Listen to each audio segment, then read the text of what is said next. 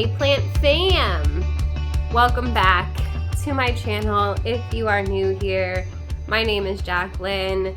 This is part of my jungle, and if you're not new here, thank you for coming back. I appreciate you for being here. If you've watched a few videos and you're not subscribed yet, I definitely encourage you to hit that subscribe button so you don't miss anything from me. I upload daily except for Mondays. Mondays are for members only, so definitely make sure that you're not missing out on anything. So today I have a fun video for you guys. At least I thought it was fun, and I'm calling it Buy This, Not That.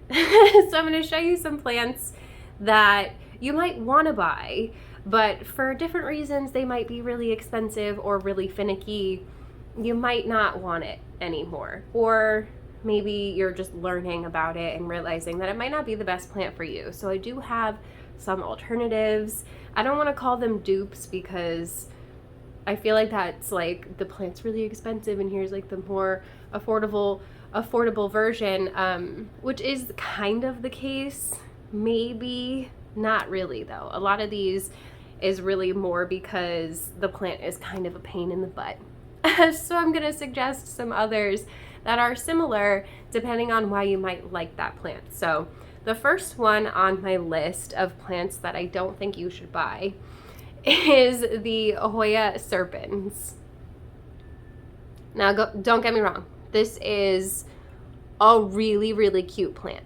It's got these cute little teeny tiny leaves that kind of look a little bit fuzzy. They'll get a little bit splashy too, and they're just really stinking cute.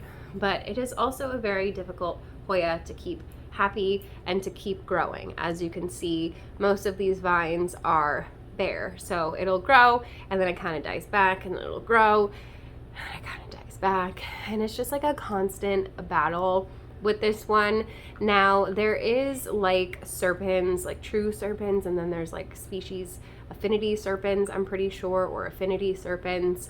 I don't know exactly which this one is. Some people say that one is easier than the other. Ooh, I just watered it. And I can't really speak to that because this is the only one that I have, and I bought it as a serpent, so I don't know exactly what it is, but I do know that it's a pain in the butt and I wouldn't recommend it. And one of the reasons why it's a pain in the butt is it's actually more of like a creeper or a crawler. So the fact that I'm trying to grow it as a trailing plant is just like not really working out. So I may take it out of here and kind of like lay it out on some soil or some sphagnum moss or something and see what happens, because this is clearly not working. But if you'd rather skip the headache, there is another option. Granted, it's not exactly the same, but excuse me, Mr. Bat, I gotta get this plant, thank you. This is the Hoya Matilde, and the Hoya Matilde is actually a hybrid of the Hoya serpens and a Hoya carnosa. So you're gonna get the bigger leaves on it. It's not quite exactly the same. They're not hairy except for like the cat hair that's on mine. Just ignore that. That's not part of the plant. It is definitely more of like a softer leaf for sure, but it's not hairy or fuzzy in the way that the serpens is. So if that's the reason why you like the plant, I would recommend maybe Hoya nummulariioides instead if you're looking for like a more fuzzy leaf. But if you want a serpens hybrid because you love the serpens, I highly recommend the Matilde, because we threw the carnosa in there. It just makes this plant so much easier. This is arguably one of the easiest Hoya in my collection. It literally just lives right here. It doesn't get anything special. It blooms for me. It grows for me. It does really, really well for me in just like my regular space. Plus it looks really nice.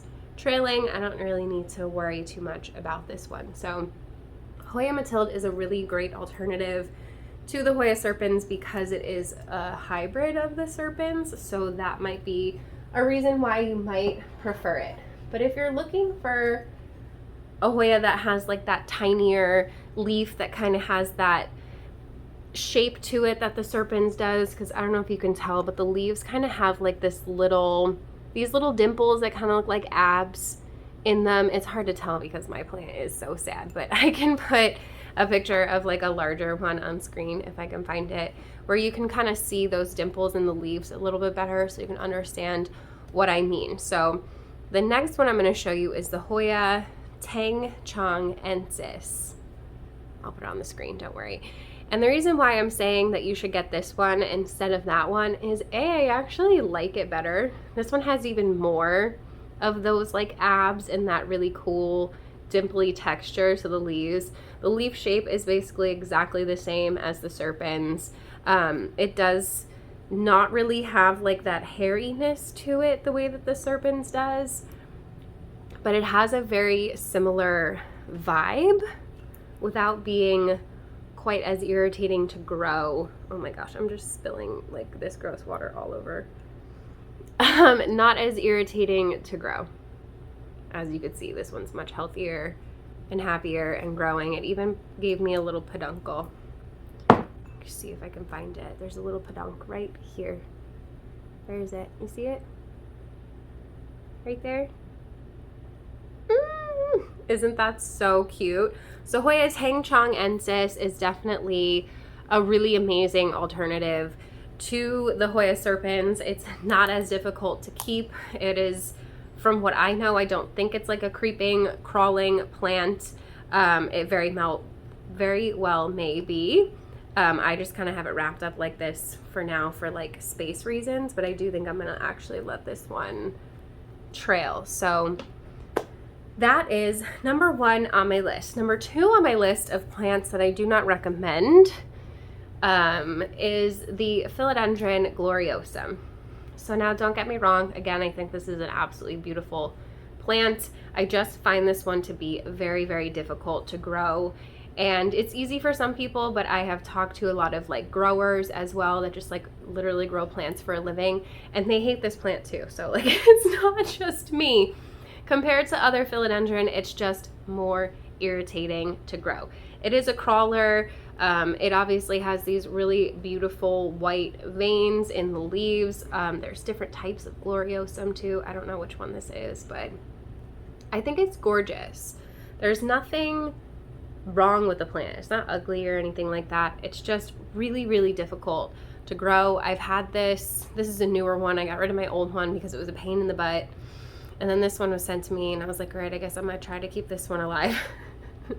So, Philodendron gloriosum, not something that I would recommend, but if you like the look of the gloriosum, then and the fact that it crawls as well, I would recommend this guy.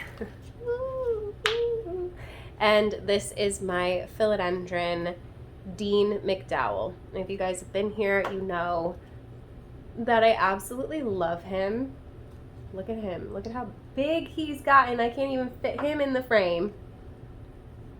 He's stunning. Absolutely stunning. And he's been so easy going and easy growing for me. I've got 2 different growth points growing in opposite directions in this pot, so I definitely need to do something about that. Although I kind of like it. They both start from the center and go out. I got to get one of those like longer planters for this for sure, because like I said, it is a crawler. So if you want the gloriosum for the fact that it is a crawler, I highly recommend the Dean McDowell instead. It still has that lighter midrib veining and stuff. It's not as intense as the gloriosum, but it still has that gorgeous veining to the leaves. They still get very big and billowy, and I just prefer it in every single way. I think it's prettier. I think it grows better.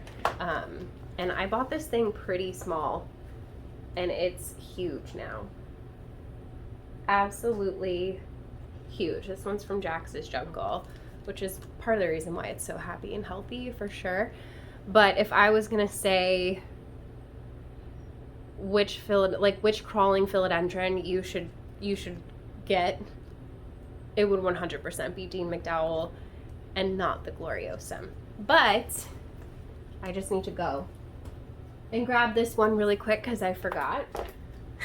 But if you're dead set on Gloriosum, but you're afraid that it's going to be a little bit difficult, there are other options. So this here is the Philodendron Glorious. So this is actually a hybrid of Gloriosum and Melanochrysum. Melanochrysum is also a pain in the butt. But this one, as you can see, kind of still has that like lighter midrib the way that the Gloriosum does, but it also kind of has more of that like velvety leaf to it the way a Melanochrysum does. I don't know if this is trying to crawl. It looks like it, so it very well may be a crawler, but I'm not 100% positive. All I know is that from what I've heard and what I've been told, this one is a whole hell of a lot easier than that one to care for because it is a hybrid. And I do think it's really, really beautiful. I just got these in wholesale as inventory, so I haven't had them for a while, but I am keeping some for myself to see how it grows and if it is in fact easier. So I don't know based on personal experience, but from everything that people have told me, other growers have told me, other collectors have told me, the Glorious is a lot more easy to grow than the Gloriosum. So you have options if you're looking for a Gloriosum, like something that looks like it. You definitely have some options. I recommend Dean because I think he's amazing, but that's just my personal preference. Okay, so the next plant on the list that I'm going to tell you if you're interested in, maybe not, because not that they're difficult. I've had them and they do tend to really revert. So if you're interested in the global green or the lemon meringue or the lizard queen pothos, I think they're beautiful plants. I've just noticed that they do tend to revert back to a green on green variegation or just all green leaves over time. So like new growth will come in really brightly variegated, and then as it ages out, it kind of just doesn't. And my global green just went completely green. So if you're into that leaf shape and you like a variegated pothos, I would definitely recommend snagging this one instead. This is the Pearls and Jade, I think, because it has more of like the speckles in the white bits, or an Enjoy. Enjoys are beautiful. They're very, very similar. But this one has just been so much more rewarding for me than the global green and the lemon meringue / lizard queen ever could be, because it holds its variegation. You can see even on the older leaves, it doesn't really fade out. It still stays the same.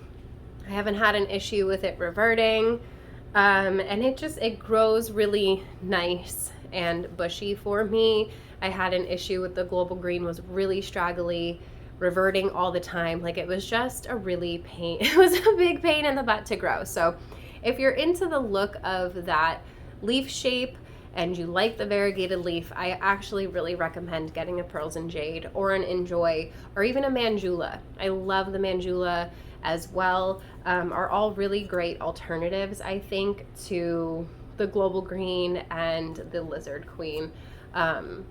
No hate on those plants. I think that they're absolutely beautiful. Again, no hate on any of these plants. I think they're gorgeous. I just think that there are better options. So based on my experience from growing them, this one has just been, and the Manjula has been so much easier for me and so much prettier.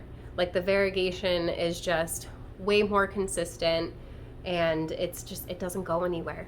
These don't revert. So definitely recommend snagging one of these instead if you can. Of course, if you want all of them, I'm not judging you.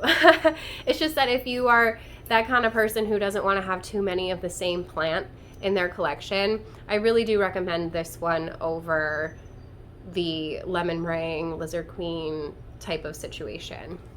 I mean, I sell them. They're beautiful and people love them.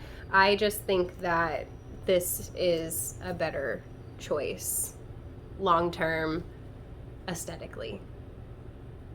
but that's just my personal opinion, of course. Okay, so the next few I don't actually have, so I'm just gonna have to show you some pictures. Scoot over so that I can show you pictures of these plants on screen, because this next one was one that I really wanted. I wanted it so bad, you guys. Even I had it a few times and I killed it every single time, and it is such a pain in the butt, and it is the Aglionema Pictum tricolor. This plant was at the top of my wish list for the longest time, and when I finally got it, I was so happy and so sad when it died. And then I got another one and I was so happy, and the same thing happened like 3 times. So I'm just at the point where I'm like, you know what? This plant is just too much of a diva for me. I can't do it. I don't care how pretty those camouflage leaves look. So if you know me, you know I love camo. I'm a sucker for camo. I love it as a pattern. So anytime I see variegation that looks camouflage, I'm so into it. So the first time I ever saw this plant, I was like, whoa, that is so cool to me. Anything that has like that tricolor, like speckly, marbly variegation that gives you that camo look, I'm all for it. But would I recommend you get it? No. But if you're like me and you love a leaf pattern that looks camouflage, then the thing that I would recommend getting instead is actually the Himalamina camo. And also kind of a finicky plant, but not as finicky as Aglionema, and it's also not as expensive. Plus, those are really hard to get here. You usually have to import the Aglionema, so it's even more of a process trying to like acclimate it and get it to be happy in your environment. Not very many people just like outright sell it in the States, probably because it's a pain in the butt to grow and they don't want it in their inventory. But I don't want it in my inventory because I'm just gonna murder them all before I can sell them. So I definitely recommend the Himalamina instead. It's still a very thirsty plant. It's gonna enjoy extra humidity if you can give it the extra humidity, but it's gonna be a lot easier to get your hands on, and it's got a very similar look to the pattern on the leaves. So I know there's like a few Dieffenbachia and stuff that kind of look that way as well. So there are definitely other options if that is a plant that you like. If you just like Aglionema and unique looking Aglionema, then the other one that I would actually suggest would be the Aglionema chocolate. So if you look closely, it does still kind of have that like camo vibe to the pattern, but then it also has these really beautiful pink streaks in the leaves, and then you have these like burgundy undersides, which is why I think it gets the name chocolate. But this one is not super common, obviously. I don't really see it in nurseries often, but you can definitely find it online. If you look hard enough, you can find it online. And I would definitely recommend this one if you're looking for an Aglionema that's going to be sort of similar. This one kind of also looks like the Rotunda, what is it called? Rotunda folia? I don't know. Rotundum. I think there's one called Rotundum that has like these really beautiful pink veins. This one to me is kind of like a combo of the two, but it's a whole hell of a lot more easygoing. Like this I would just compare to like regular Aglionema when it comes to care. Like it just lives on my shelves and it does completely fine there. Some of these leaves got a little bit too much sun, but we're gonna leave them on the plant anyway because they're still photosynthesizing. So Aglionema chocolate is definitely one I would tell you to get if you're looking for an Aglionema that has a similar look but isn't going to break your heart. Okay, so last but not least on the list, shouldn't be surprising, and it's actually one that David mentioned, and I was like, you know what, babe, that's a good one, and it's the Philodendron brandy, and I don't have it obviously because I hate it. It's a beautiful plant, don't get me wrong, but it grows like an idiot. It's impossible to get it up a pole. It's straggly, it's ugly, it does not grow nicely. It grows stupid and it's horrendous. So do I recommend you get it just because now they're in the big box stores for $12? No. Don't do it. If you like that vibe, you like that silvery leaf, then I would recommend the Philodendron Soderoy instead, which I also don't have, but I would like one. There's also the meeeee. I don't know, mame, I don't know how you're supposed to say it, silver. So there are other philodendron that look very, very similar. I would say the Soderoy to me looks the most similar to the brandy, to the point where sometimes I get them confused if the Soderoy has like little immature leaves on them still. They are slightly different. I think the Soderoy is even more silvery, honestly. And it's a lot more easygoing of a philodendron. It doesn't grow quite as stupid as the brandy. I don't personally have one, like I said, so I can't speak on that from experience. I'm just going off of other people's experiences that they have shared with me. So don't get a philodendron brandy, get a Soderoy instead. And don't get a serpents, maybe. Get a Tangchong ensis instead. And don't get a gloriosum. I highly recommend Dean instead. Like there are other plants. There's always another plant that looks like that plant. Like there are so many out there that I promise you there's gonna be something similar. If you're struggling with a plant or it's just completely out of your price range, there are other options. So that is it for this video, you guys. I hope that you enjoyed it. Let me know in the comments below if you agreed with these plants that I picked and the dupes for them, or the better choices for them rather.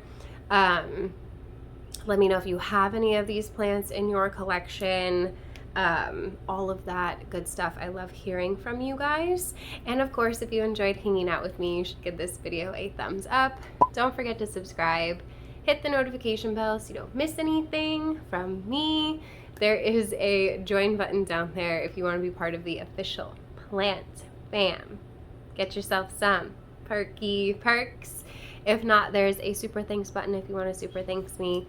Everything is appreciated. I cannot do this without you guys. I love you so very much. I hope you're having a beautiful day wherever you are out there in the world. Don't forget to spread kindness. Don't forget to drink your water. And I will see you in the next one. Bye.